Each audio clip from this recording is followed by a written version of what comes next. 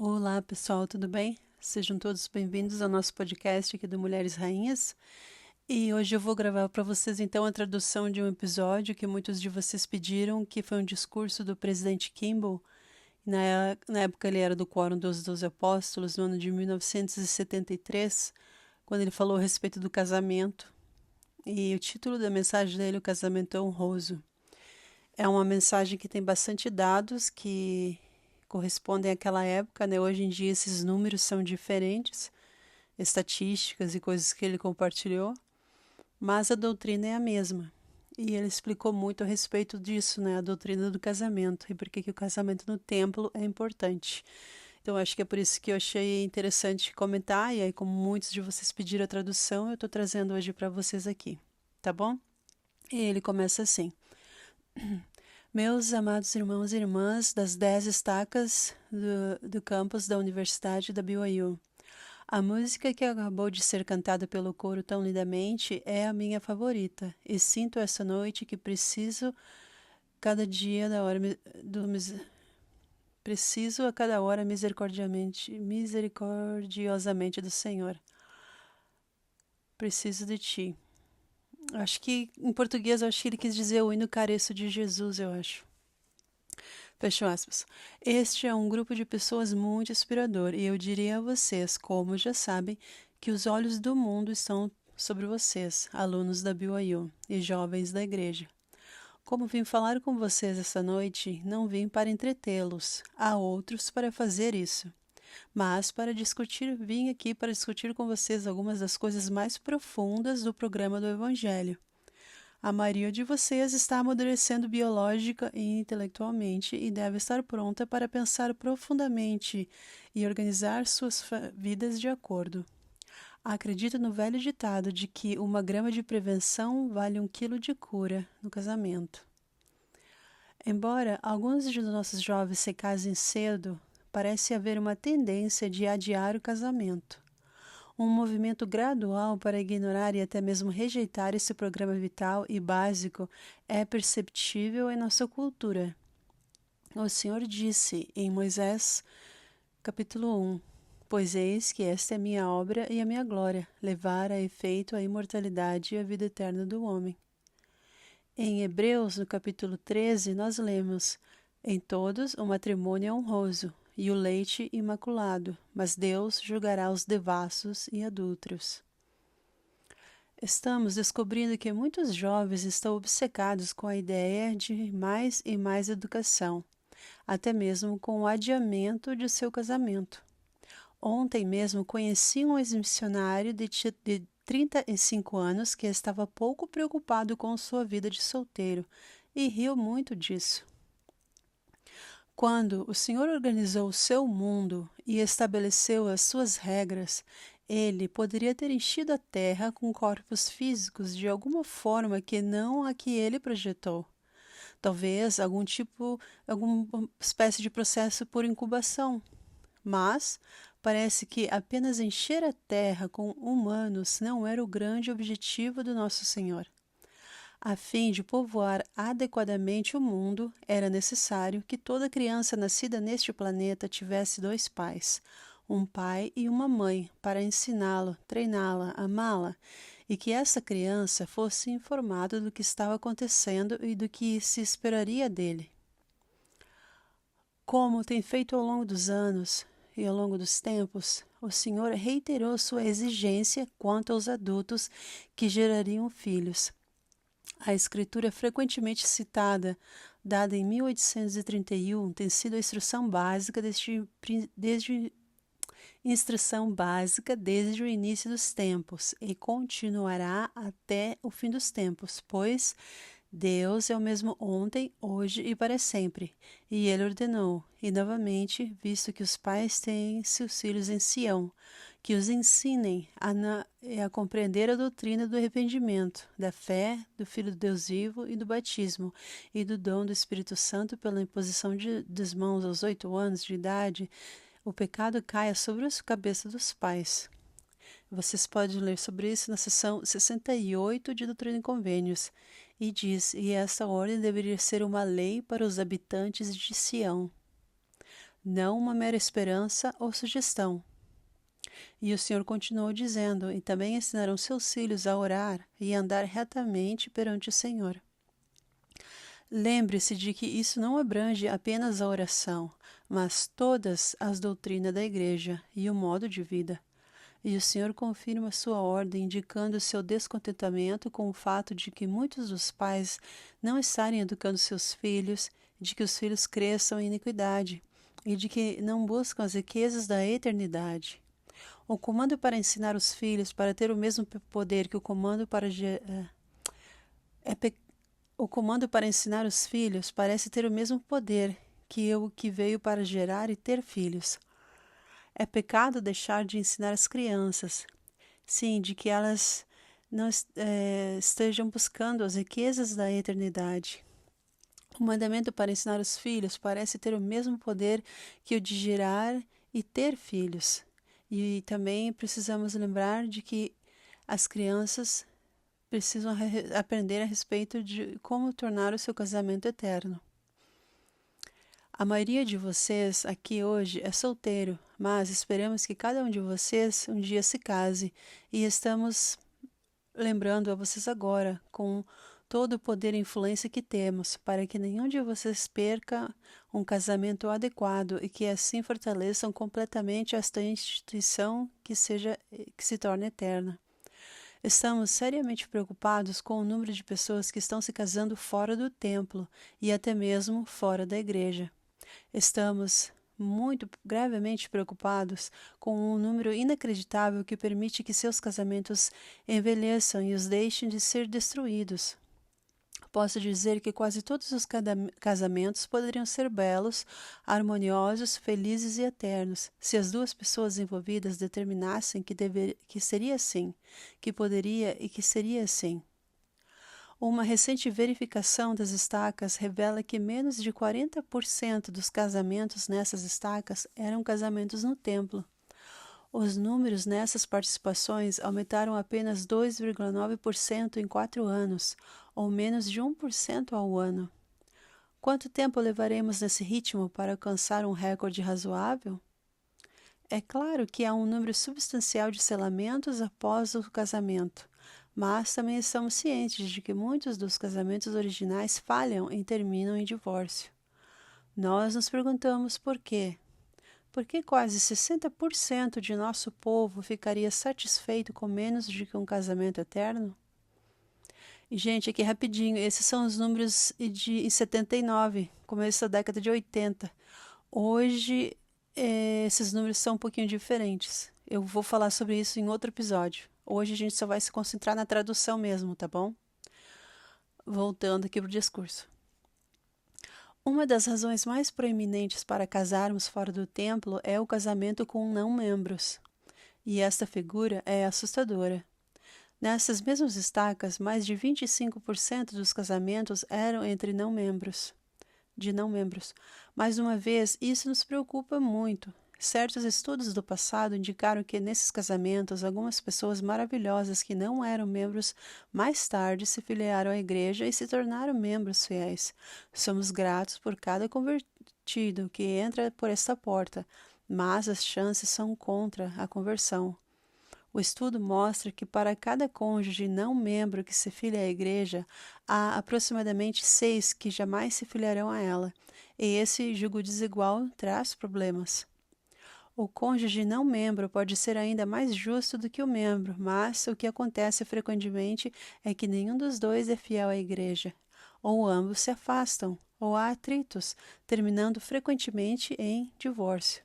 E muitos filhos cresceram fora da igreja porque os pais eram egoístas e não pensaram neles no casamento.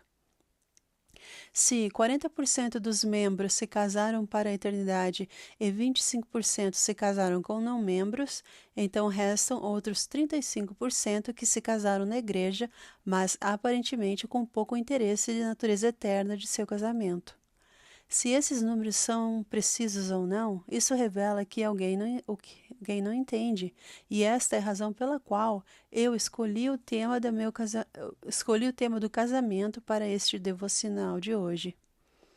Posso injetar aqui que o egoísmo é o elemento que quebra, corrói e destrói casamentos, assim como destrói vidas e tudo o que é bom. A hora de fazer bons casamentos para a virada deste século é agora, na década de 70. Agora é a hora de organizar seu programa, de estabelecer seus padrões, solidificar sua determinação e preparar para aquele período conjugal de sua vida que será duramente exigente e difícil, mas que será recompensadora, bela e eterna em sua essência. O Senhor ordenou que cada um desses espíritos maduros que ele criou tenha permissão para vir a esta terra em um momento apropriado. Receber um corpo pequeno e puro e uma mente organizada. Receber um lar amoroso com 2 pais, um pai e uma mãe, para ensinar e treiná-lo, e chegar à maturidade através de inúmeras e variadas experiências de crescimento. E então, por sua vez, se casar. Você foi uma criança, agora você é um adulto e está pronto para entrar nesta próxima fase que é a vida de casado. Alguns de vocês agora são casados, alguns de vocês estão ansiosos e outros estão ainda discretamente esperançosos. Em seguida, você encontrará seu companheiro eterno e se casará, gerará e terá filhos, e então começa o longo, difícil, mas amoroso processo de treiná-los para a divindade. Ao visitar os missionários, eu os lembro de suas muitas metas específicas. Conseguir ter um casamento, ter uma família, obter educação, ter uma ocupação, ter um treinamento.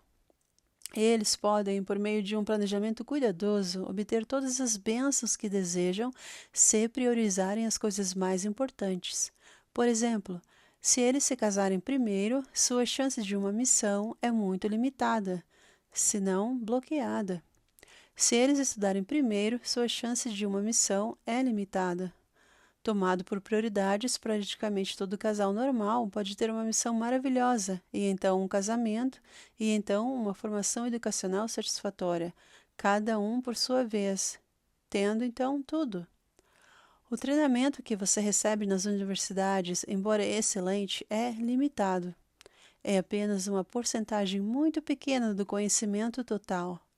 Incentivamos o conhecimento e seu uso adequado, mas sabemos que serão 1000 anos teremos então 1000 anos no milênio para estudar todas as coisas, e comparado aos anos passados nas universidades, esse grande período de aprendizado é relativamente ilimitado. Quando estivermos prontos para criar nossos próprios mundos e então liderá-los, teremos um grande conhecimento. Como conhecimento é poder, nós teremos poder. Como conhecimento pode nos tornar criativos, poderemos então ser criadores. Visto que o conhecimento pode levar ao julgamento e à sabedoria, poderemos ser justos, dignos e sábios. Mas não podemos esperar pelo casamento até termos acumulado o conhecimento de que finalmente precisaremos e desejaremos ter para poder criar. Precisamos do poder do sacerdócio para efetuar a criação, e ele terá que existir. Você possui o sacerdócio e pode usá-lo ao acumular o conhecimento secular. No livro de João, ele diz que, no princípio era o Verbo, e o Verbo estava com Deus, e o Verbo era Deus. O mesmo estava no princípio com Deus. Todas as coisas foram feitas por ele, a palavra Jesus Cristo, e sem ele nada do que foi feito se fez. Nele estava toda a vida, e a vida era a luz dos homens. E novamente João diz que o que era desde o princípio, o que ouvimos, o que vimos com os nossos olhos, o que contemplamos e as nossas mãos apalparam do Verbo da vida, e nós nos mostramos a vida eterna que estava com o Pai e nos foi manifestada.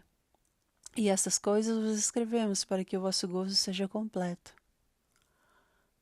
Pois seguir este programa que o Senhor estabeleceu para nós é a única maneira de ter alegria plena. E novamente descobrimos que os primeiros apóstolos, eles sabiam disso, sabiam mais a respeito do programa do que nós damos crédito.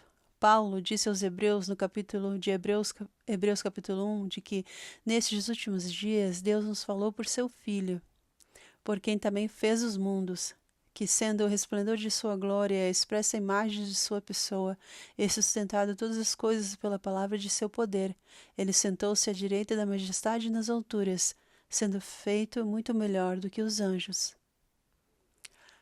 Tenho certeza de que todo o conhecimento disponível não será suficiente para dar o poder de criar mundos sem o sacerdócio e o seu poder. Quando tivermos aprendido tudo sobre medicina, mineralogia, zoologia, biologia e todas as outras logias, e tudo sobre os céus e a terra, e todos os seus rumores, então, se também conhecermos a teologia e a conhecermos bem, e cumprir os seus preceitos, talvez então possamos exercer nosso poder acumulado para criar uma terra para a nossa família exaltada. Mas, claro, o casamento não pode esperar por isso. Devemos nos casar, ter nossas famílias, ensiná-los e treiná-los enquanto aprendemos essas outras coisas e construímos em direção à nossa condição de criadores. O casamento deve ocorrer quando somos razoavelmente jovens, para poder procriar e ter filhos, ter paciência para ensiná-los e treiná-los e crescer com eles. Portanto, o casamento é uma obrigação, uma necessidade precoce. É claro que condenamos os casamentos infantis, mas quando os jovens estão em seus anos superiores de trabalho nos anos de universidade, certamente é a hora de planejar um importante requisito para a sua vida. Os missionários devem começar a pensar no casamento quando voltarem da sua missão. Comecem a conhecer muitas moças para que tenham uma base melhor para escolher uma companheira por toda a vida. E quando chegar a hora, devem se selar no templo sagrado, e constituir famílias. Irmãos e irmãs, isso não é uma questão de brincadeira, não é nada para rir. Esta é a coisa mais séria em todo o mundo que está à frente de vocês, jovens solteiros. O jornal São Francisco, que publicou um artigo no ano de 79 intitulado A Revolução Anti-Casamento, chegou até mim através de uma jovem irmã que não é membro da igreja e que me escreveu dizendo, abre aspas, eu gostaria que todos esses jovens equivocados e infelizes se tornassem receptivos à sua mensagem. Estou investigando a igreja e um dos aspectos mais favoráveis dos maravilhosos ensinamentos é a preocupação da igreja e o relacionamento com os jovens. Isso, assim como outras razões, me mantém estudando diligentemente para me tornar digno de ser um membro da igreja. Fecha aspas. Em revistas, frequentemente vemos artigos sobre essa revolução anti-casamento. Embora não ouçamos muito sobre isso em nossas pequenas comunidades, talvez aqui e ali. Mas deixe-me dizer novamente, o casamento é honroso, é um plano de Deus, não é um capricho, uma escolha, ou apenas uma preferência, ele é obrigatório. Estamos falando com jovens normais. Sim, geralmente há maridos para a maioria das mulheres jovens. Pode haver uma jovem ocasional de que talvez não encontre seu companheiro, mas há pouca desculpa para um rapaz que seja normal. Digo às moças que parecem ter perdido a chance de um casamento desejável que devem fazer tudo ao seu alcance para se tornarem fisicamente atraentes, no vestuário e na aparência, mentalmente, por serem conhecedoras de muitos assuntos, e espiritualmente, para serem receptivas emocionalmente e para serem genuínas e dignas. E se alguém não conseguir encontrar um companheiro depois de ter feito todo o possível, haverá provisão para ela na eternidade. O primeiro mandamento registrado parece ter sido o de multiplicar e encher a terra. Que ninguém jamais pense que veio a ordem de ter filhos sem casamento. Nenhum momento tal sugestão jamais poderia ter fundamento. Quando Deus criou a mulher, ele a trouxe ao homem e a deu a ele como sua esposa e companheira eterna. E então ordenou, portanto, deixará o homem a seu pai e a sua mãe, e apegar-se-á à sua mulher, e serão uma só carne. Há o suficiente nessa única linha para se fazer 100 sermões. Então pense nisso com muito cuidado, cada palavra. Esta não foi a evolução de Adão para o status de humano. Adão já era um homem inteligente, treinado e conhecedor. Ele foi um profeta em seus primeiros dias registrados desta terra. E esse profeta abençoou a Deus e profetizou a respeito da sua posteridade. Ele viu o futuro, viu a nós e proclamou, como está registrado em Moisés 5. Nesta vida terei alegria, e novamente na carne verei a Deus. E Eva, sua esposa, ouviu todas essas coisas e ficou feliz, dizendo: Se não fosse por nossa transgressão, nunca teríamos tido de semente, e nunca teríamos conhecido o bem e o mal, e a alegria de nossa redenção, e a vida eterna que Deus dá a todos os obedientes. E Adão e Eva deram a conhecer todas as coisas a seus filhos e filhas, e eles não deixaram de invocar a Deus. Na verdadeira ordem, Adão conheceu Eva, sua esposa, e ela concebeu e deu à luz aos filhos de Adão, muitos filhos. Em um livro de recordações foi mantido, e as gravações foram feitas na língua de Adão. E os anjos vieram de Deus para ensiná-los pelo espírito de revelação.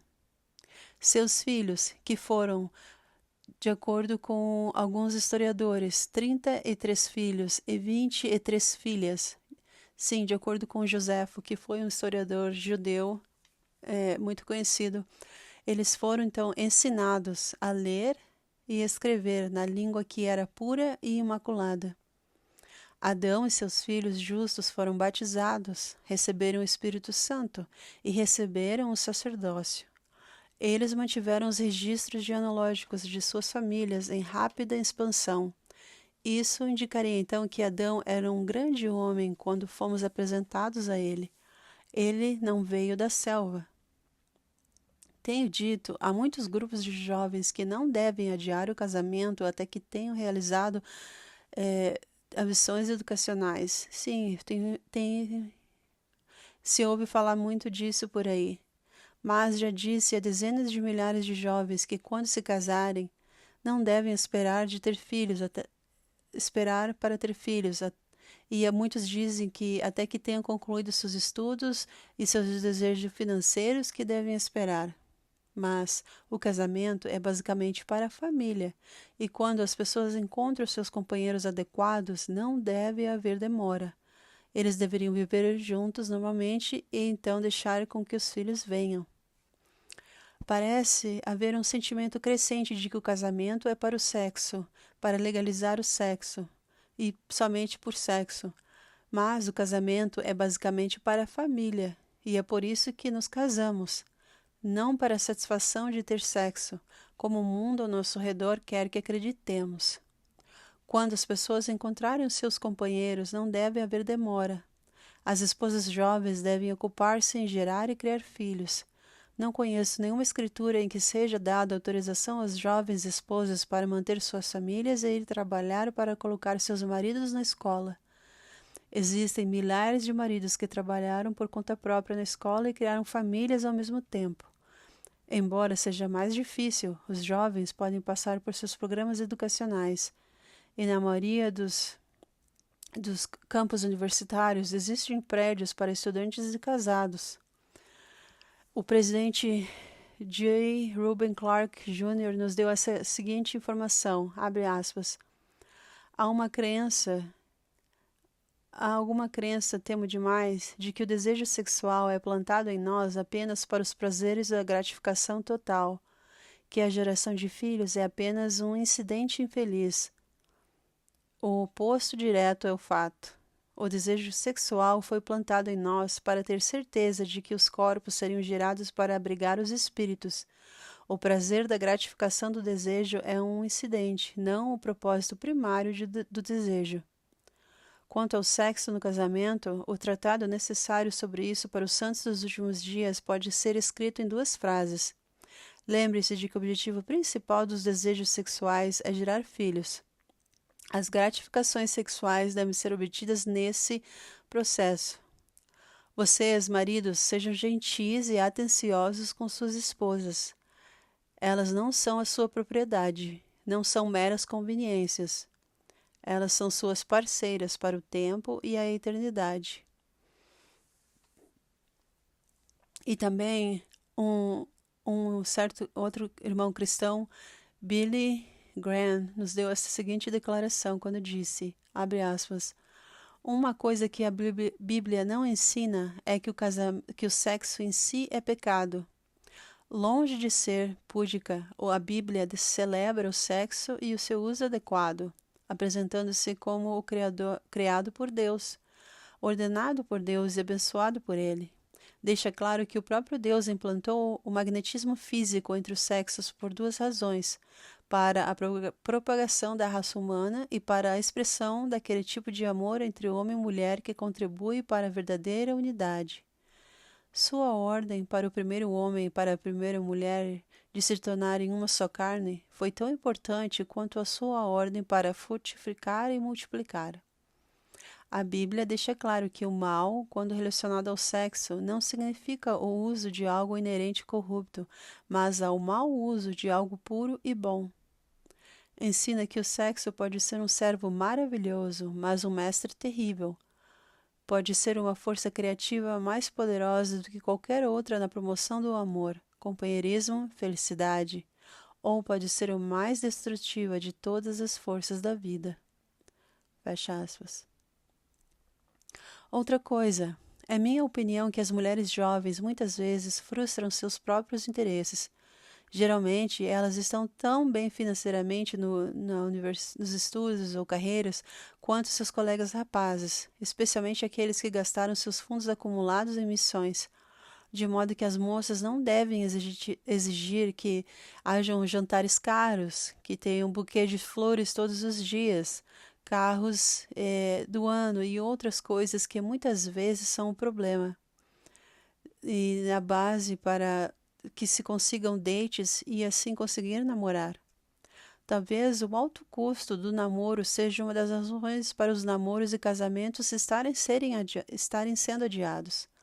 Os jovens estão e devem namorar e cortejar com seriedade. E quando chegar a hora certa e encontrar a pessoa certa para você, deve haver casamento, família e uma vida real. Na semana passada, eu encontrei em uma revista um anúncio de uma página inteira com uma foto de Albert Einstein, com os seus olhos caídos, sua aparência sonolenta e o seu cabelo despenteado. Este foi o grande Einstein, muito divulgado, muito admirado. E afirma-se que Albert Einstein admitiu que teve apenas 2 ideias em sua vida. Estas lhe trouxeram fama e honra universal. Isto é tudo o que vocês jovens precisam. Sim, 2 ideias. Para onde estou indo? É a primeira. E a segunda, como faço para chegar lá? Então, novamente, primeiro, qual é o meu objetivo? E segundo, como faço para alcançá-lo? Claro, isso inclui vários objetivos secundários menores. Se desviarmos os nossos olhos de nosso objetivo básico e nos desviarmos ao longo do caminho, iremos, como assim aconteceu com o Chapeuzinho Vermelho, perder o nosso caminho e ter problemas com o lobo. Fundamental, então, para esse objetivo é um casamento adequado, duradouro e amoroso. Grandes promessas são feitas a todo casal, e isso pelo Senhor e seus profetas, de que quando os pais planejarem sua vida e levarem adiante seu casamento com abnegação e criarem seus filhos com cuidado e amor, eles terão regozijado em sua posteridade por toda a vida. A alegria deles será plena, o cálice deles transbordará. Ao abordarmos este assunto vital, somos lembrados da Escritura, onde o Senhor diz que esforçai-vos por entrar pela porta estreita, porque eu vos digo que muitos procurarão entrar, mas não poderão. Quando o dono da casa se levantar e fechar a porta, e vós começardes a ficar de fora e baterem a porta, dizendo, Senhor, Senhor, abre-nos, e ele respondendo vos dirá, não sei de onde sois. Ali haverá choro e ranger de dentes, quando virdes Abraão, Isaque e Jacó, e todos os profetas do reino de Deus, e vós mesmos lançados, serem então lançados fora. Isso está em Lucas, capítulo 13. E novamente repetimos e damos ênfase ao que Mateus disse no capítulo 7. Entrai pela porta estreita. Este é um portão estreito. Não a distância mais curta entre 2 pontos. Estreito.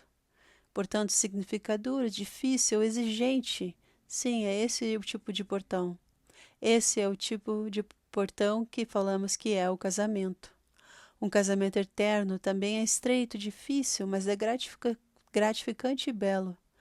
Estreita é a porta e apertado o caminho que conduz à vida eterna, e poucos são os que a encontram. Agora, todos os santos dos últimos dias, nem todos os santos dos últimos dias serão exaltados. Nem todas as pessoas que passaram pelo templo sagrado serão exaltadas. O Senhor disse: poucos são os que a encontram. Por quê? Porque existem dois elementos. Um, o selamento de um casamento no templo sagrado. E dois, viver em retidão ao longo de toda a vida para tornar esse selamento permanente. Somente através do casamento adequado, e repito isso, somente através do casamento adequado pode-se encontrar esse caminho estreito, este caminho apertado. Ninguém jamais poderá ter vida real, de nenhuma outra forma, sob nenhum outro programa. A vida sexual fora do casamento, seja ela heterossexual ou homossexual, é como um sonho na noite que se desvanece quando o sol nasce. É como a espuma que se acumula nas águas agitadas. Hoje, para compensar e neutralizar os ensinamentos malignos da mídia, da internet, dos programas e das coisas que vemos nas ruas, nós precisamos ensinar sobre o casamento adequado, o casamento eterno. Quando percebemos o grande número de jovens que não se casam no templo, nos perguntamos se não estamos falhando na nossa responsabilidade.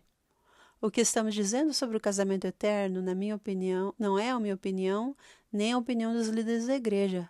É a palavra de Deus que supera todas as opiniões.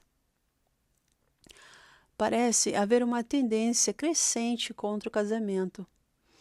Nos programas cinematográficos, nos grupos sociais, em todos os lugares, de fazer sexo sem família, até mesmo sem casamento, e de que ninguém pertence a ninguém. Naturalmente, a próxima pergunta então é: por que se casar? É apenas um pedaço de papel, alguns dizem. E a revolução anti-casamento entra em foco. Argumenta-se de que os filhos são um fardo, um laço, uma responsabilidade. E alguns homens e mulheres simplesmente decidem coabitar. Eles cometem pecado. Eles são culpados de transgressão profunda e aparentemente sem consciência disso. Eles se convenceram de que educação, liberdade de restrições e responsabilidade, essa é a vida. E, infelizmente, essa ideia ignorante e destrutiva está tomando conta até mesmo de alguns do nosso próprio povo. Você já leu um grande escritor ou orador que não condenou a permissividade frouxa da época e o abandono da família?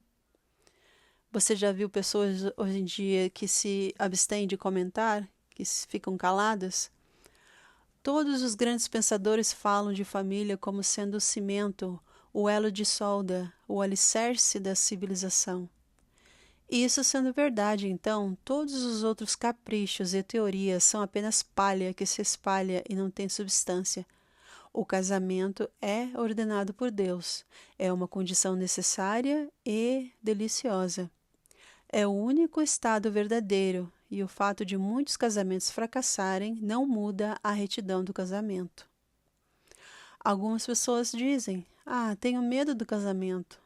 Temo o casamento no templo. Bom, para essa pessoa podemos apenas dizer: então você não está preparado para o casamento e você ainda é muito imaturo. Um casamento santo, feliz e sem fim pode ser desfrutado por todos os casais se assim o desejarem. E se for esse tipo de união, certamente todo casal gostaria que fosse eterno. Isso fará com que o casamento tenha mais chances de poder ser feliz. E um casamento feliz e altruísta trará filhos felizes e normais, e terão uma vida feliz. Certamente pais egoístas podem trazer um verdadeiro inferno para os seus filhos.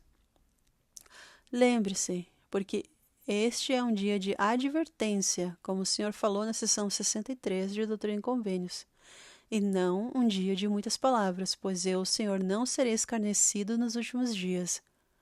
Você pode pensar em alguma zombaria pior do que um casamento civil ou do que nem casamento algum?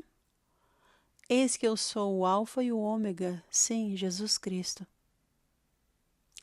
O casamento deve ser celebrado no templo sagrado, por um líder designado e ordenado pelo profeta que possui as chaves. Paulo disse aos coríntios: a mulher está sujeita à lei enquanto vive o marido, mas se seu marido estiver morto, ela tem a liberdade de se casar com quem quiser, somente no Senhor. Somente no Senhor. Significativa é a brilhante resposta do Salvador aos saduceus que tentaram repreendê-lo. Mestre, Moisés disse: se um homem morrer, não tendo filhos, seu irmão se casará com sua mulher e suscitará descendência a seu irmão.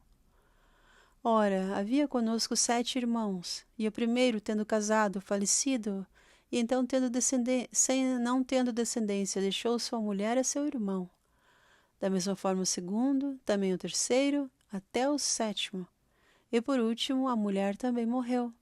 Portanto, na ressurreição, de quem ela será esposa de cada um deles, se ela se casou com 7? Eles sentiram que tinham uma pergunta que ele jamais poderia responder, que o seu rosto ficaria vermelho e que ele ficaria envergonhado. De quem ela será esposa? De qual dos 7? Bem, a resposta era muito simples, não era? Nenhum deles a teria na eternidade. Ela não estaria na exaltação, porque nenhum deles era casado para a eternidade. Eles eram todos casados até que a morte os separe. A frase mais enganosa em nossa língua é essa: até que a morte os separe. A resposta de Jesus foi perfeita. Essa é a base do meu sermão esta noite. Eles não poderiam ter mais argumentos, pois aqui estava a sua resposta. Onde diz a Escritura, Mateus capítulo 22. Portanto, você não erra, porque não conhece as Escrituras nem o poder de Deus? Porque quando ressuscitarem dos mortos, nem se casam, nem se dão em casamento, mas são como os anjos que estão no céu. Esta resposta não rendeu nenhum argumento. Nenhum dos 7 seria marido dela. Ela não seria a esposa de nenhum deles. Nenhum dos casamentos foi realizado no templo. Nenhum estava no Senhor, ou pelo Senhor, ou seus servos autorizados. A morte acabou com cada uma da união deles. Não houve eficácia para nenhum. E a Escritura continua: mas quando a ressurreição dos mortos, não lestes o que vos foi dito por Deus, dizendo: eu sou o Deus de Abraão, e o Deus de Isaque, e o Deus de Jacó? Deus não é o Deus dos mortos, mas dos vivos. Vou examinar este assunto por um momento. O Senhor diz novamente por meio de Marcos: portanto, errais muito. Marcos capítulo 12. Primeiro foi uma pergunta: você não erra por não conhecer as Escrituras? Então ele disse: você erra não conhecendo as Escrituras. O plano de Deus é para quem vive, não para quem morre. Para os que recebem a luz, não para os que andam nas trevas.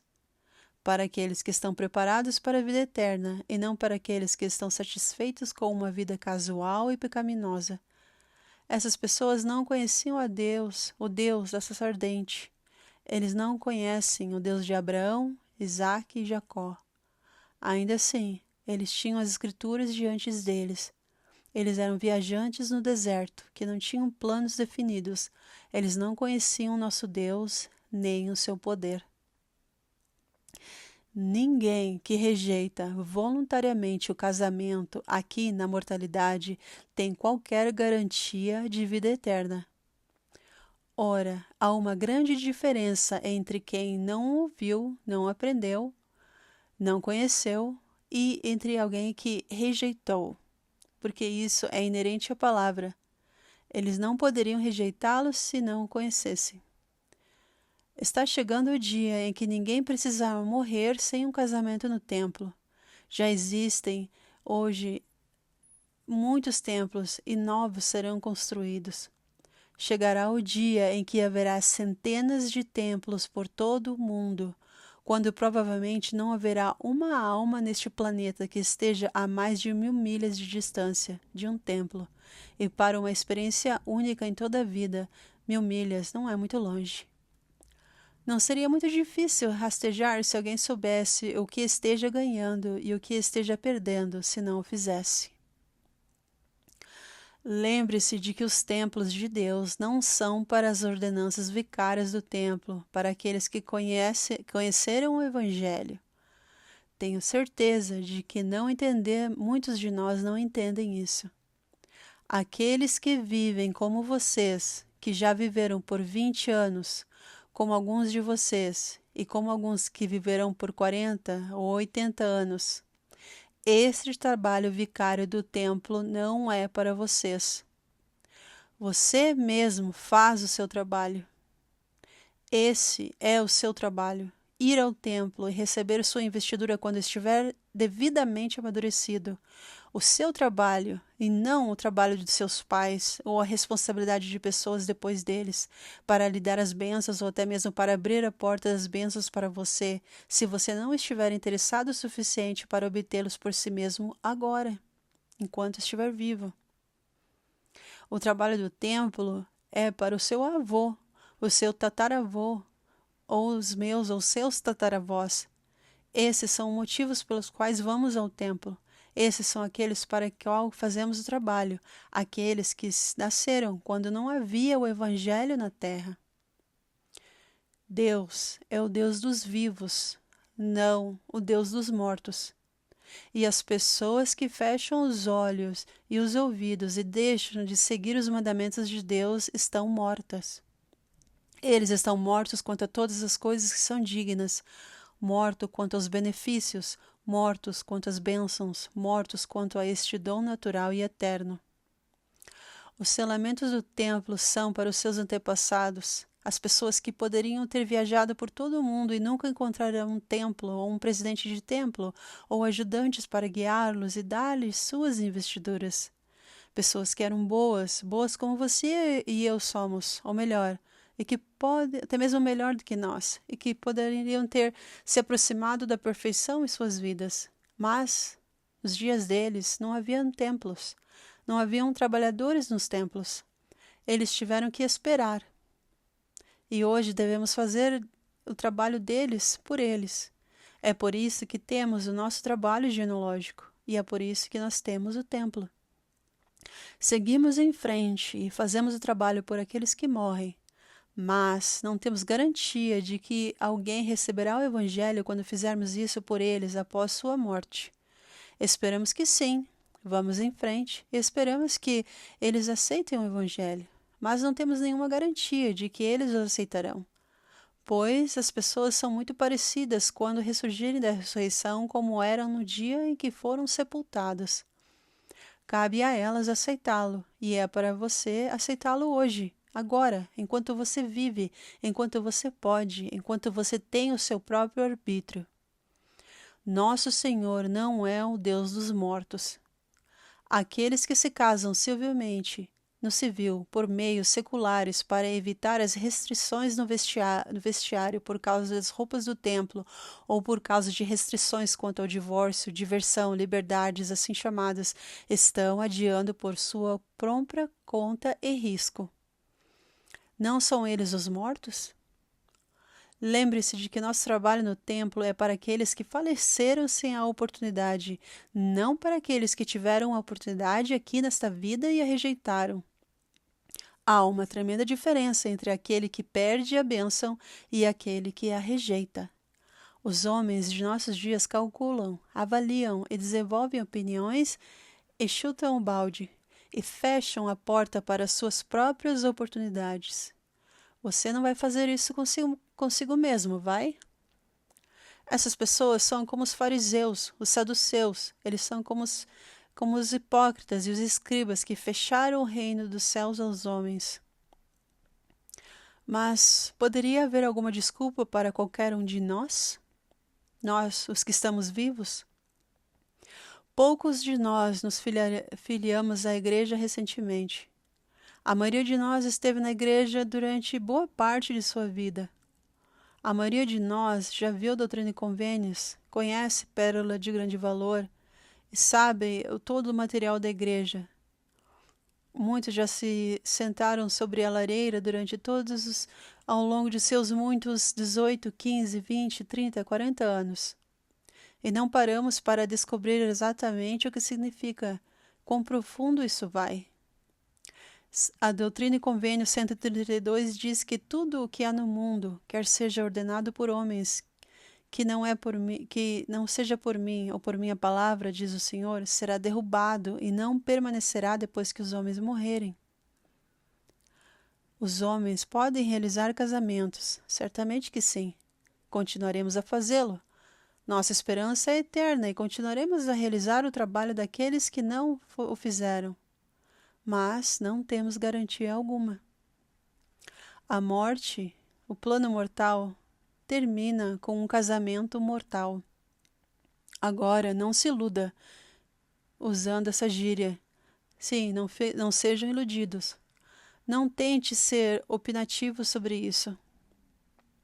Não tente argumentar contra isso. Ou você é casado pela palavra do Senhor, por um servo autorizado, ou não é casado depois da morte. E a morte vem, independentemente de como nós empurraríamos se pudéssemos. Há alguns meses eu recebi um telefonema de uma irmã cujo marido já havia falecido há alguns anos, cujo filho e sua esposa haviam morrido recentemente em um acidente de avião, deixando vários filhos pequenos. Sozinha, em uma profunda angústia, essa doce mulher, com muitos arrependimentos, me disse que esses jovens que foram vítimas do acidente de avião não haviam se casado no templo. Eram um pouco mais de meia idade e ambos vindos de boas famílias. Eles o haviam ignorado e adiado o casamento no templo por muitos anos. Eles viveram a maior parte de sua vida na terra e ainda não haviam realizado essa ordenança. Ficaram solteiros e seus filhos órfãos. Na morte, nossas simpatias, é claro, são gravemente despertadas. E muitas vezes em funerais, os oradores, em sua bondade talvez, fazem aos que estão ali enlutados e que estão vivos muitas promessas que não poderiam ser substanciadas pelas Escrituras. Já ouvi muitas vezes em funerais, muitas vezes pessoas prometerem que um bom homem irá direto para a vida eterna, mas ele não se casou no templo e sua vida não justifica isso. Ele tinha o Evangelho, teve as oportunidades, mas ignorou seus privilégios, e infelizmente beberá a borra do cálice amargo, e você também, se falhar nessa coisa importante.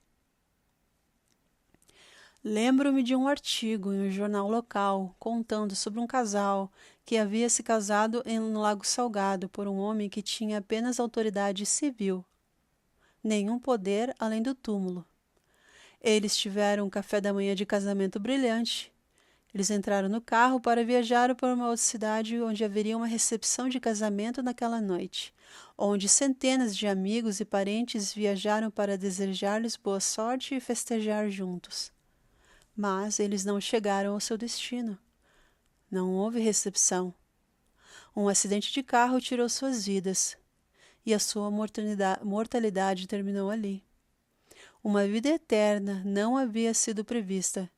Cerca de 3 horas de casamento, e o fim veio como um relâmpago. E o triste foi que seu casamento de 3 horas foi realizado a menos de 1,5 km de um templo sagrado, onde um homem com um poder selador os teria salvo com alegria do cálice amargo. Eles agora estão na eternidade. Não sei o que estão pensando ou o que estão fazendo, mas eles não estão preparados para a eternidade. Eles tinham 20 anos ou mais de vida e não foram ao templo, embora fossem membros da igreja. Eles o ignoraram. Eles deixaram de lado. Se eles pensassem seriamente, você acha que eles estavam dizendo: podemos realizar as ordenanças de selamento mais tarde? Você acha que a família enlutada estava pensando nisso? Bem, que pena, mas então podemos ir ao templo E agora os seus familiares pensam, daqui a um ano nós iremos ao templo e faremos o selamento e o trabalho por eles? Bom, sim, a família pode ir ao templo depois de um tempo e realizar por eles as ordenanças. E os registros mostrarão isso. Mas a pergunta é, o jovem casal falecido aceitará as ordenanças quando elas tiveram tão pouca importância para eles enquanto estavam vivos? E mais importante do que tudo, você acha que Deus será escarnecido? Ele é o Deus dos vivos, não dos mortos. E eles estavam mortos, tanto física quanto ao que parece espiritualmente também. Ele identificou essa ordenança como algo a ser realizado na mortalidade, enquanto o corpo e o espírito estão juntos. Talvez nenhuma escritura emana da boca de Deus tenha sido tão definida, positiva e imutabilimente quanto aos que estamos citando. Foi dito que nos levantamos da sepultura tanto quanto nos deitamos nela. Mudamos pouco em nossas atitudes, humores e desejos naquele período em que estivermos no nosso espírito é liberto do nosso corpo físico, ao qual nós chamamos de sepultura. O processo de mudança no corpo não muda necessariamente o homem interior. Se as verdades do Evangelho significam pouco para nós enquanto morremos, provavelmente não significarão muito para nós quando ressuscitarmos. Você já conheceu casais que ignoraram o casamento no templo e uma tragédia levou um deles à morte inesperada? Você já viu o cônjuge sobrevivente correr para o templo quando o ano termina para investir por procuração o cônjuge falecido e fazer o selamento? Você já percebeu que não há mágica na morte, que parar de respirar não transforma as pessoas descuidadas em anjos, não transforma descrentes em crentes, não traz fé aonde havia ceticismo? Não percebeu isso? Em tais situações, sempre penso na parábola das 10 virgens, onde os 5 virgens prudentes levaram suas lâmpadas cheias de óleo para encontrar o noivo. Então, as 5 virgens tolas que haviam dormido e perdido a hora, chegaram à meia-noite quando o noivo foi anunciado. Elas então imploraram óleo de suas vizinhas, mas sem sucesso. E com suas vasilhas apagadas, elas vinham tateando e arrastando os pés, dizendo: Senhor, Senhor, abre-nos. Mas o noivo disse: Em verdade vos digo que não vos conheço. Agora, isso não é ser mau, isso não é ser indelicado, é apenas seguir um programa. Elas sabiam disso. Elas tinham suas lâmpadas, elas sabiam que precisavam de óleo em suas lâmpadas, mas elas não se importaram. Por isso não foi fornecido a elas. Em Jó, no capítulo 7 e também no 14, diz assim: O que é o homem para que o engrandeças e para que pusesses o teu coração nele? E que você deve visitá-lo todas as manhãs e experimentá-lo a cada momento? O homem é o próprio Filho de Deus, e isso explica a grande preocupação de Deus por ele, por todos nós. E Jó continua: Não há um tempo determinado para o homem na terra? Não são os seus dias também como os dias do mercenário? O homem nascido de mulher é de poucos dias e cheio de problemas. Ele brota como a flor e é cortado. Foge também como a sombra e não permanece. Vendo que seus dias estão determinados, o número de seus meses está contigo. Tu estabeleceste seus limites, que ele não pode passar. Agora vamos examinar as escrituras modernas. Por longos séculos, o Evangelho não esteve na terra. Não estava disponível para o melhor dos santos. Qualquer pessoa, o Evangelho não estava disponível para eles. Desde o dia do martírio dos apóstolos, após a crucificação de Cristo, até a terceira década de 1800, não havia uma alma na terra qualificada para adotar, casar e selar por toda a eternidade. Não havia um templo sagrado em toda a terra. Não havia um profeta com chaves sagradas para abrir portas eternas. e principalmente para as boas pessoas daqueles séculos que fazemos trabalhos pelos mortos hoje. Sim, é principalmente por eles. Eles não poderiam fazer isso sozinhos. Eles não tinham nem o conhecimento, nem os templos, nem as chaves na terra. Mas nas décadas de 20 e 30 do século XIX, começaram a vir as revelações do Senhor. E elas vieram derramando quase que como uma inundação, aparentemente para compensar o longo tempo perdido da Idade das Trevas. Isso foi dito pelo profeta Joel.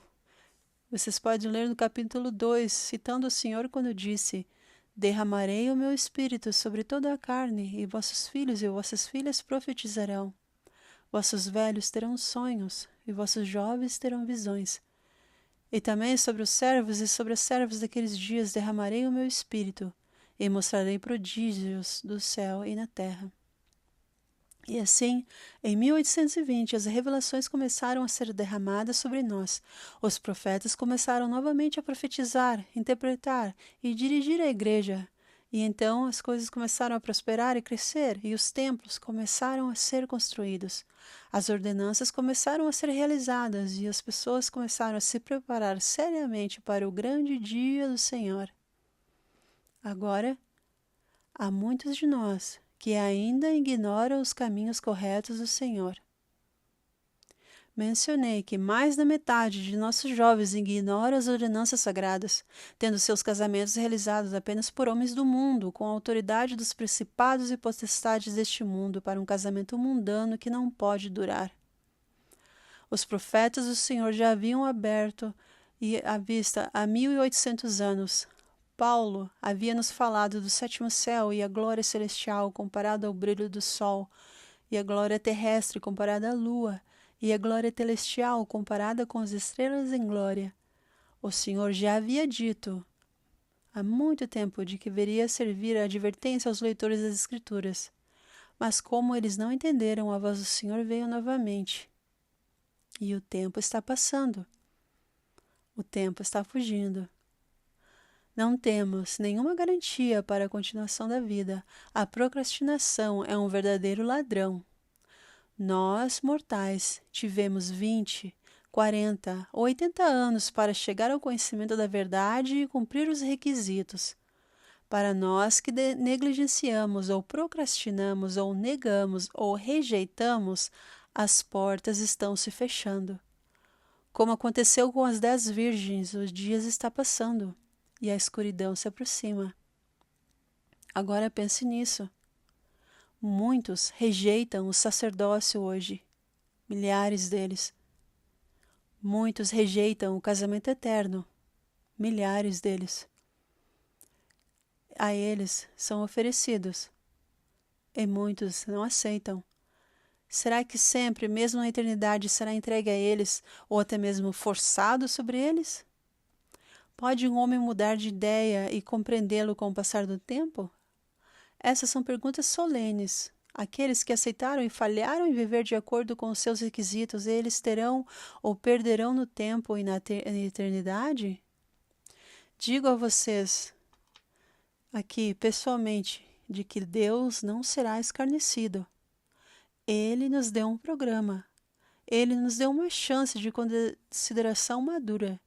Ele não está brincando conosco. Esta é a mais vital de todas as decisões. Primeiro, devemos desenvolver a dignidade que torna alguém elegível para tal bênção. Em segundo lugar, devemos aproveitar a oportunidade desta ordenança. E em terceiro, devemos permanecer fiéis e dignos deste casamento de toda a retidão. Então, as bênçãos prometidas não podem ser retidas. Essa é o padrão. E mais uma vez, o Senhor reitera essa mesma mensagem, seção 132 de Doutrina e Convênios, que diz: se um homem se casar com uma mulher e fizer um convênio com ela para esta vida e por toda a eternidade, se esse convênio não for feito por mim ou por minha palavra, então não é válido e não terá força alguma quando eles estiverem fora deste mundo, porque eles não são unidos por mim, diz o Senhor, nem pela minha palavra. Quando eles estão fora do mundo, não pode ser recebido lá, porque os anjos e os deuses são designados lá e pelos quais eles não podem passar. Portanto, não podem herdar a minha glória, porque a minha casa é uma casa de ordem, diz o Senhor. Então, digo-lhes novamente, nenhuma declaração jamais foi feita com maior força ou poder. Não há lugar para opinião ou para discussão. Tal casamento temporal está no mundo e não pode ser recebido senão no mundo. O Senhor fala dos anjos e diz que suas recompensas não se comparam às dos homens e às mulheres que são dignos de muito mais e de um peso eterno de glória. Sempre crescemos pensando nos anjos como sendo a última palavra em retidão, não é? Os anjos são muito inferiores a todas as pessoas nesta sala que viverão todos estes mandamentos que o Senhor exige das mãos dessas pessoas. Quando o Senhor fala sobre os anjos e os deuses que são designados na porta, isto nos lembra das leis de imigração ao entrarmos em vários países do mundo.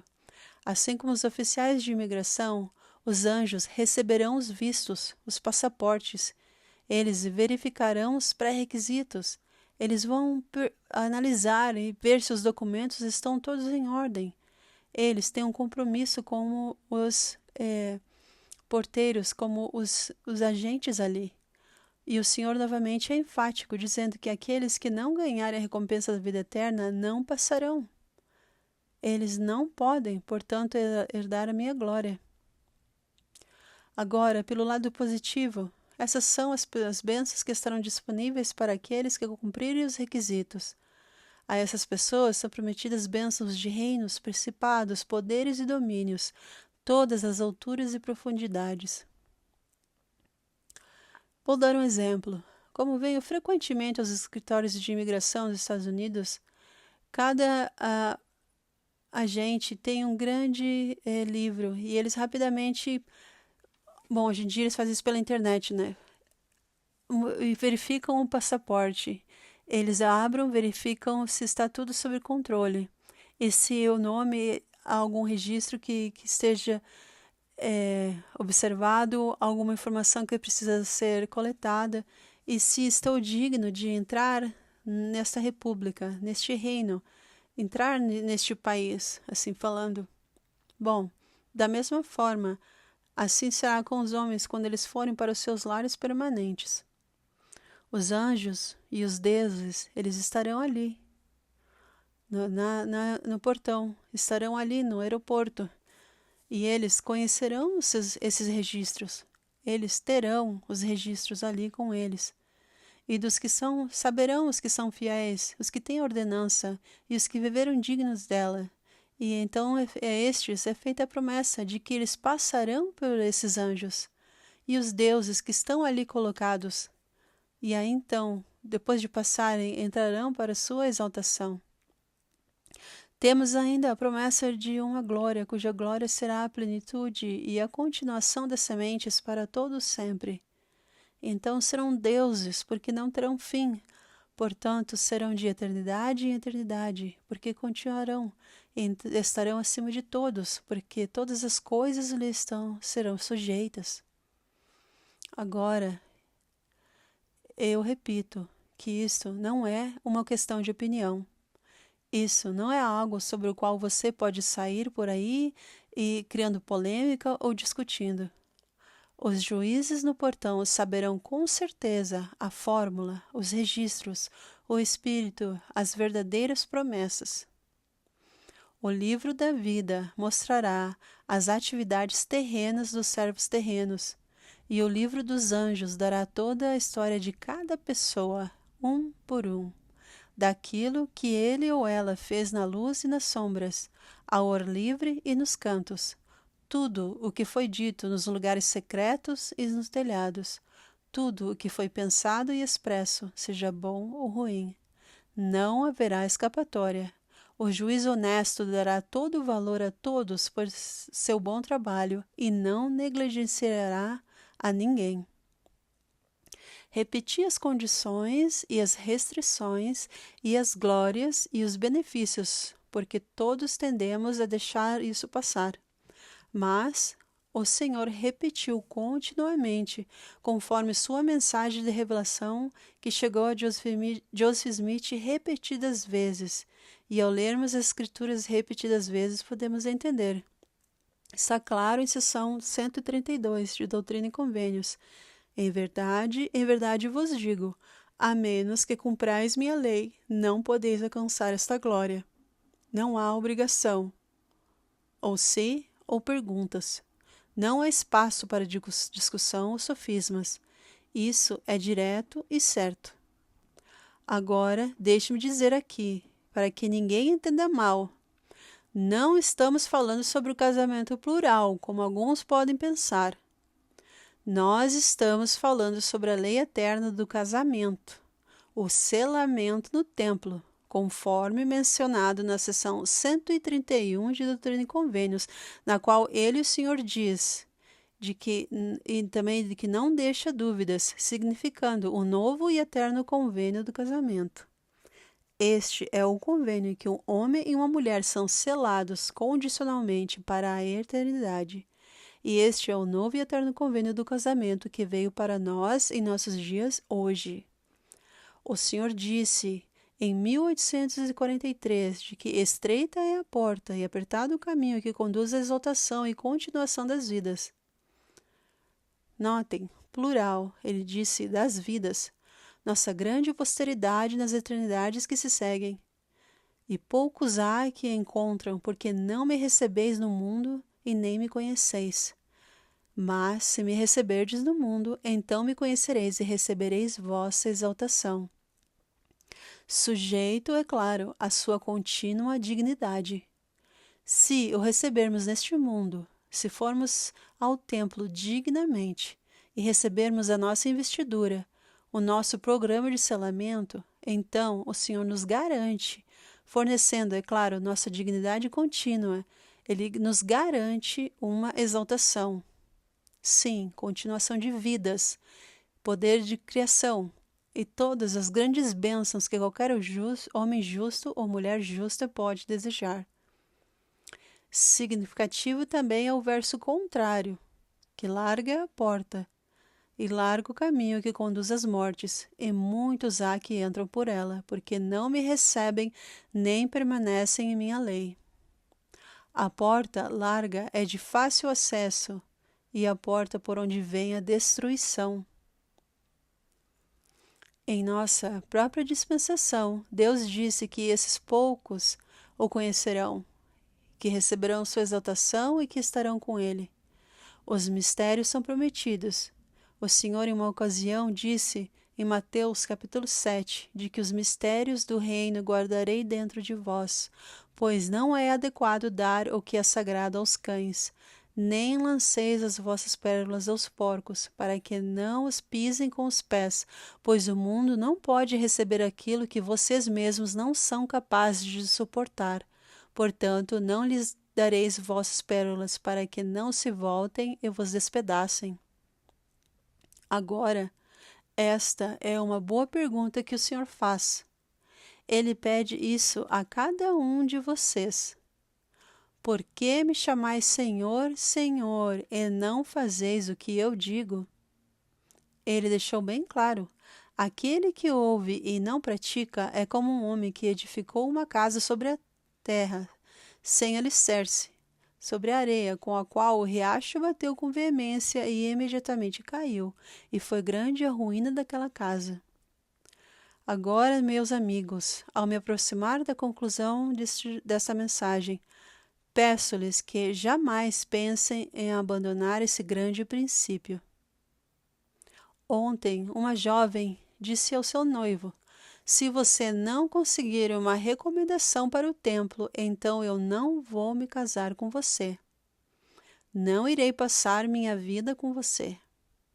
Agora, há muita força nisso. Se o bispo e o presidente da estaca não assinarem uma recomendação para aquele rapaz, algo está errado. Algo que vai aparecer depois que eles se casarem, depois que tiverem uma família. Algo que vai continuar ali. Um certo jovem missionário, ele disse à namorada: sinto muito, Por mais que eu te ame, eu não me casarei fora do templo. Todos nós podemos ter as bênçãos. Pelo lado bom, gostaria de informar que alguns meses atrás eu dividi uma estaca, fazendo 2 excelentes em seu lugar. Ao procurar um novo presidente para aquela estaca, entramos em um processo de eliminação. Pegamos os registros e, como você sabe, nós vamos lá, entrevistamos cada um deles e então descobrimos tudo o que podemos sobre estes homens, porque qualquer um deles pode se qualificar para ser um presidente de estaca. E o interessante é que dos homens que entrevistamos, descobrimos que 29 homens tinham 121 filhos. A média foi de 4,3 filhos por família, ou 6,3 pessoas por família. Nem um único divórcio entre eles. Isso foi apenas 29 de uma comunidade. Pode ter havido centenas mais. Mas desses 29 homens que entrevistei, não havia um único divórcio entre eles. Nenhum lar desfeito nessas 29 famílias. Todas as crianças dos 121 tinham os pais, o pai e a mãe, e que muitas vezes não é o caso hoje em dia de muitos de nós, ou talvez de ter 2 pais, uma mãe e um pai. Nenhum divórcio destruiu esses lares. Todos os homens estavam razoavelmente bem empregados e razoavelmente bem alojados. 43 das crianças eram adolescentes, mas não haviam problemas sérios. Eles provavelmente tinham algumas perguntas, como muitos jovens têm, mas não havia problemas sérios. Cada um desses 29 homens se casou no templo sagrado. Cada uma dessas 121 crianças nasceram sob o convênio. Nenhum deles, ou seja, deixe-me dizer melhor, nenhum de vocês tem qualquer direito de roubar esse privilégio dos seus filhos. Nenhum de vocês tem esse direito. Quando você se casa, você deve se casar por sua família, não por seus desejos e paixões egoístas. Cada um dos 29 homens casou-se no templo e todos foram fiéis em levar avante a obra do Senhor. Todos os homens estavam razoavelmente bem empregados e alojados, e essas crianças não tinham problemas sérios. Eles tinham perguntas, mas estavam tudo indo bem e estavam se esforçando. Conseguem entender o que eu estou dizendo hoje? E só um pouquinho. Eu confesso que fiquei imaginando por que o Senhor usou Abraão, especialmente o pai Abraão, como modelo e exemplo. E então eu li a escritura que diz que Abraão recebeu todas as coisas, tudo que recebeu por revelação e mandamento, face a face, com seu Deus eterno. Cada pessoa nesta sala pode ter a mesma experiência se fizer as obras de Abraão. E o Senhor disse: Eu sou o Deus de Abraão, Isaque e Jacó. Abraão foi testado e foi verdadeiro e fiel. O Pai o havia feito. E o Senhor disse novamente que Abraão entrou em sua exaltação e que agora está sentado em seu trono. Abraão seguiu o caminho que estou dizendo para vocês seguirem.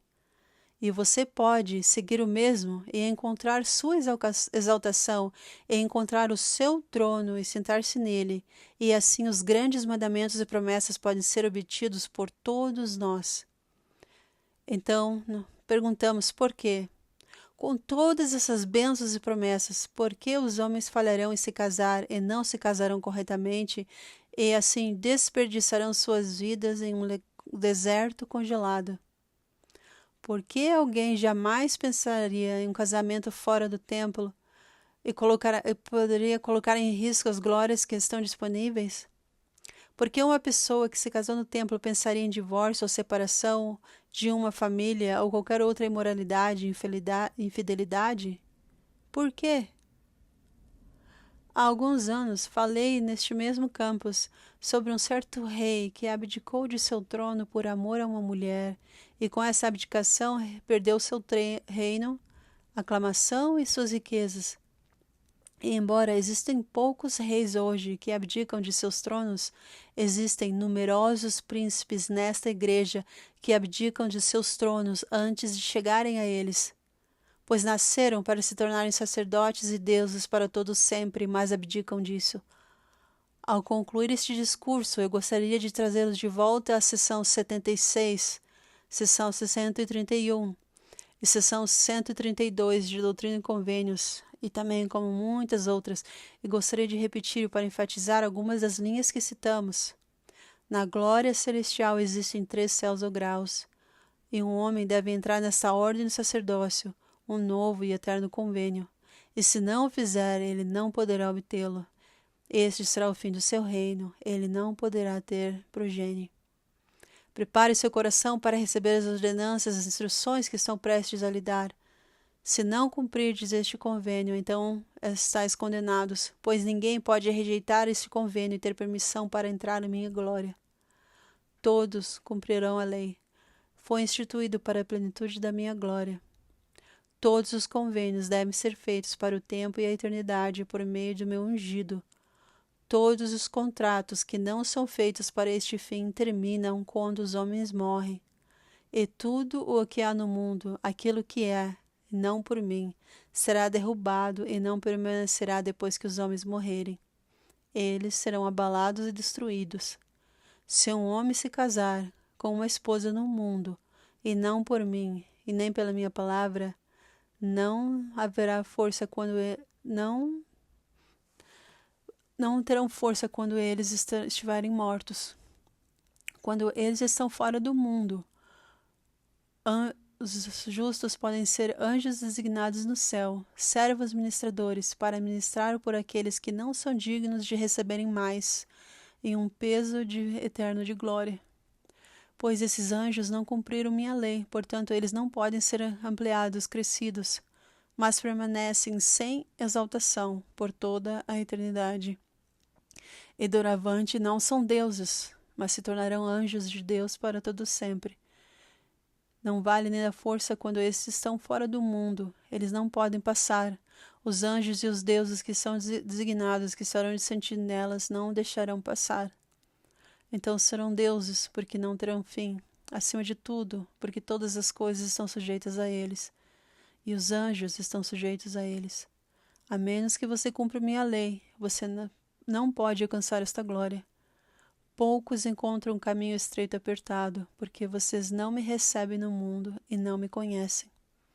Mas vós que recebeis o mundo, então me conhecereis, e recebereis vossa exaltação, que onde eu estiver, vós também podereis entrar. Fecha aspas. Deixe-me encerrar com uma pequena história que contei depois de voltar da Europa em 1955. Talvez você não conheça essa história ainda. Eu havia assistido à dedicação de um templo. Uma mulher alemã que eu conhecia havia perdido o marido dela na guerra. Quando eu estava na dedicação do templo em Berna, na Suíça, essa simpática alemã me contou sua história. Seu marido havia desaparecido 10 anos antes. Isso foi em 1945, quando a guerra acabou. Nenhuma palavra foi dita a ela, e ela jamais recebeu notícias de seu paradeiro, o que aconteceu com ele. Eles presumiram que ele estava morto. Depois da dedicação do templo, e depois de conversar com o presidente David L. McKay, que era o presidente da igreja na época, sobre isso, e ter então a permissão dele, essa doce mulher foi ao templo para receber sua investidura. Eu a vi novamente quando ela foi ao balcão pegar suas roupas. E eu a vi na sessão com contentamento e paz em seu rosto. E eu a vi depois do serviço no templo, e ela me disse com grande satisfação: Irmão Kimball, agora estou selada ao meu marido. Que venha a guerra, que venham as perseguições, que tudo se acumule, deixe que as bombas explodam, que venha o que for necessário para qualquer coisa que a guerra possa trazer. Estou bem agora, porque estou selada a meu marido, e estou em paz, e a vida é boa. Ao encerrarmos, parece que ouvimos um Deus gracioso e amoroso nos lembrando: eu dei a você uma oportunidade. Eu ensinei a você os princípios corretos. você sabia melhor. Quando você se recusa a ouvir, você sofrerá as consequências. O Senhor está dizendo que um homem deve entrar neste novo e eterno convênio ou não poderá ser exaltado. Você não ouviu. Se você não cumprir este convênio, então você será condenado. Todos aqueles que têm esta lei revelada a eles devem obedecê-la. Isto foi revelado a você, portanto deve obedecer. Todos os contratos de casamento não feitos por mim não têm eficácia na vida futura. Fale nesta lei e você nunca poderá ser um Deus. Não obedeça a minha lei e você não poderá obter a minha glória. Recebei, portanto, a minha lei, disse o Senhor. E agora, meus jovens irmãos e irmãs, se eu encontrar algum de vocês além do véu, e eu creio que chegarei lá antes de vocês, nenhum de vocês jamais poderá chegar e dizer: você não me contou, eu não entendi, ninguém me avisou disso. Eu vim para o meu casamento sem conhecimento. Vocês não poderão dizer isso. Deus os abençoe, meus irmãos e irmãs. Essa é uma mensagem vital que eu espero que tenha caído e entrado em seus corações. Em nome de Jesus Cristo. Amém.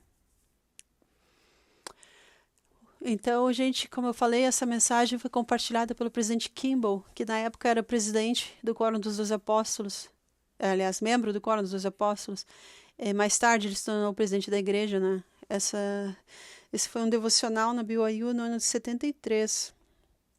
E depois, mais à frente, tem alguns outros discursos onde ele falou mais também sobre... Aliás, se vocês lembrarem, foi o presidente Kimball que escreveu um livro que é muito comentado entre os membros no Brasil, né? O Milagre do Perdão. E ele deixou muitos planos, muitos pontos claros sobre casamento, sobre namoro, padrões de namoro, arrependimento, coisas assim, né? Então, fica até o convite, se você ainda não leu esse livro, você pode procurar aí, com certeza alguém na sua ala, na sua estaca deve ter uma cópia, ou também deve ter alguns irmãos que têm arquivo em PDF na internet, mas é muito conhecido. E eu acredito que vocês devem ter pensado bastante, enquanto eu estava lendo a mensagem dele, a respeito da importância que é, né, o casamento. E o quanto que o selamento é um mandamento. Como ele falou, se a gente falhar nesse mandamento, a gente não poderá ser exaltado.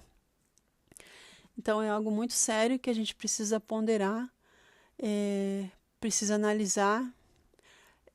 Se você está no processo de escolher alguém, de namoro, de casamento, noivado, volta e ouve essa mensagem de novo, os pontos que ele marcou, analisa, estuda por si mesmo, lê de novo as referências das escrituras que ele comentou, e leem também o que o presidente Nelson tem falado sobre casamento, o que os líderes têm falado.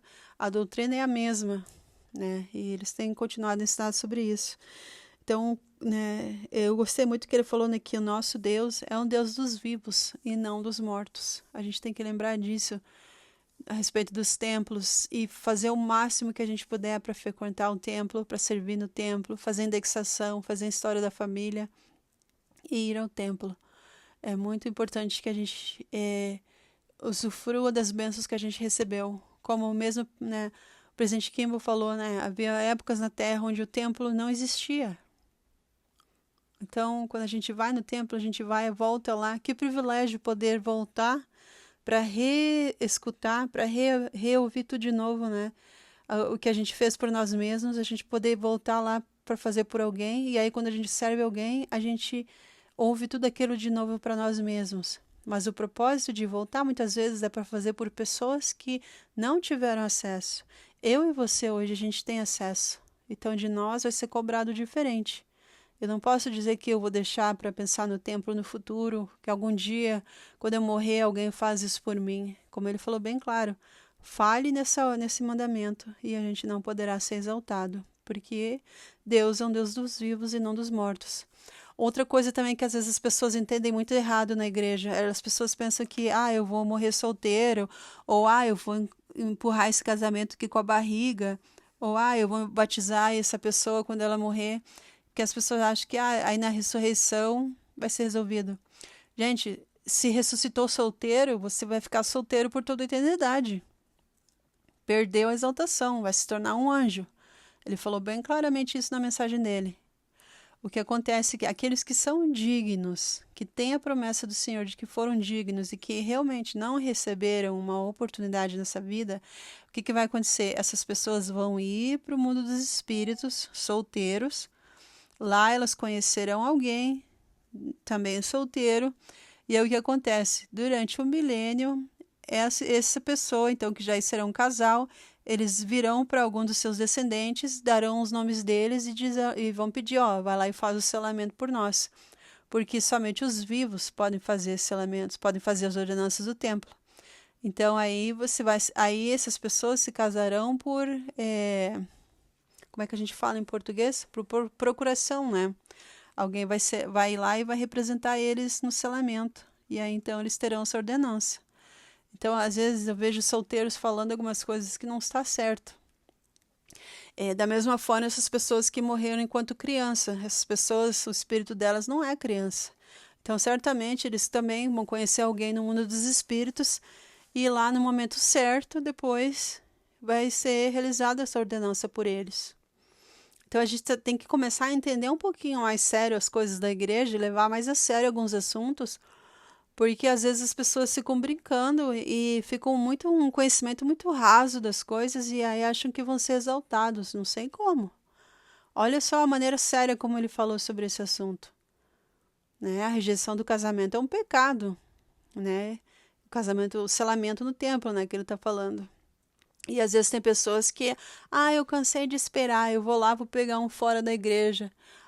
Eu cansei de esperar, eu vou ficar dando uns beijos em alguém aqui, ou eu vou brincar com a lei da castidade aqui e ali. E, gente, e se não ter tempo de se arrepender?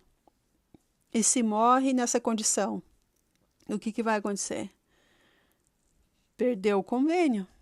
E aí?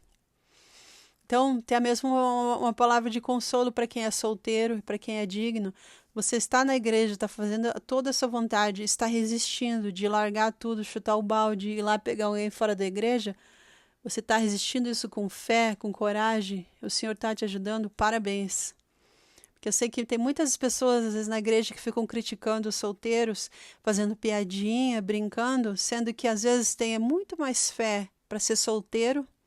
É exigido ter muito mais fé real para ficar digno e solteiro na igreja do que ser fraco e ir lá e, cansei de esperar e pegar alguém fora do convênio. Pessoas que fazem isso não entendem o convênio abraâmico, não entendem o que é o templo e estão brincando com a sua exaltação. É um assunto muito sério. Pensem sobre isso. E como o presidente Kimball falou bem claro na mensagem dele, né? Essa vida é o tempo. Ficam aí brincando com as coisas, achando que o propósito do casamento é autorização para ter sexo, quando não é isso, não. É muito mais sagrado e as consequências vão muito mais além do que muitos pensam. Então, meu convite é que vocês possam ponderar sobre isso, analisem, ouçam de novo o que ele falou e pensem no que o que está acontecendo na vida pessoal de vocês, o que pode melhorar, o que pode se arrepender e mudar, o que precisa ser consertado, conversa com os líderes e voltem ao templo quantas vezes vocês puderem, porque como ele falou, né, o templo é a porta do caminho estreito e apertado e o convênio do casamento é o que vai se preparar para a exaltação. Aí, se quiser ser exaltado, o caminho é esse. Se não quiser, a tua opinião não vai mudar coisa nenhuma, porque o Senhor já tem um plano dele, já foi estabelecido que seria assim desde antes da fundação deste mundo. Então aceita que dói menos e faz o que é necessário. Porque tem muita coisa que as pessoas ficam querendo levar em conta aqui e vai acabar quando essa vida terminar. Pensem nisso. Né? Tem muita coisa que vocês ficam dando importância aí com celebridades, influenciadores, falam isso e aquilo, isso daí não vai ter importância nenhuma daqui 100 anos. Daqui 1000 anos, muito menos ainda.